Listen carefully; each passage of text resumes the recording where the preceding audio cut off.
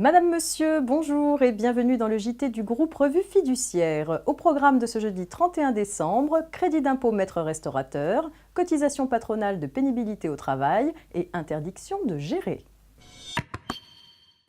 C'est le crédit d'impôt maître-restaurateur qui ouvre cette édition.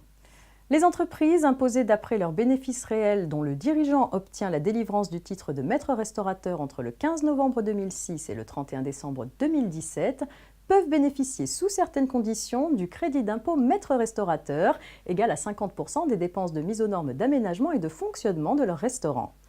Pour les dépenses engagées à compter du 1er janvier 2016, le crédit d'impôt maître-restaurateur va pouvoir bénéficier aux entreprises de restauration dont un salarié a obtenu le titre de maître-restaurateur. Ce salarié maître-restaurateur doit être employé par l'entreprise depuis au moins un mois au 31 décembre de l'année civile au titre de laquelle le crédit d'impôt est calculé.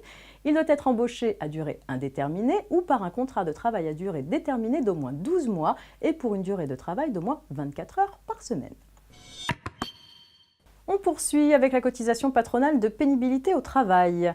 Au 31 janvier 2016 au plus tard, les employeurs devront verser la cotisation additionnelle lorsqu'au moins un de leurs salariés a été exposé aux facteurs de pénibilité au-delà des seuils autorisés. Le taux de cette cotisation est de 0,10% du montant des rémunérations versées en 2015 aux salariés exposés à un seul facteur de pénibilité. Le taux est fixé à 0,20% du montant des rémunérations versées en 2015 aux salariés qui ont été exposés en même temps à plusieurs facteurs de pénibilité.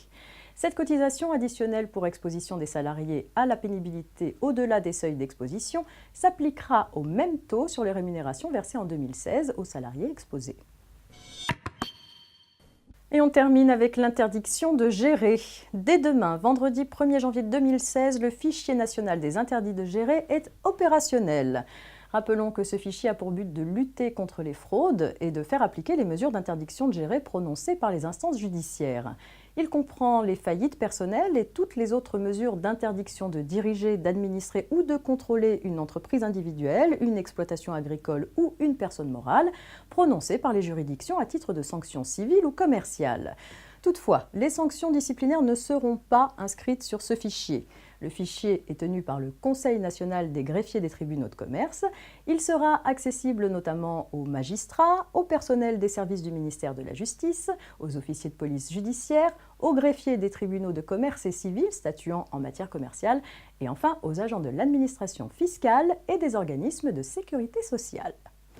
C'est la fin de cette édition. Demain 1er janvier, c'est férié, donc pas de JT. Il me reste donc à vous souhaiter une excellente soirée, un très bon week-end et je vous donne rendez-vous en 2016.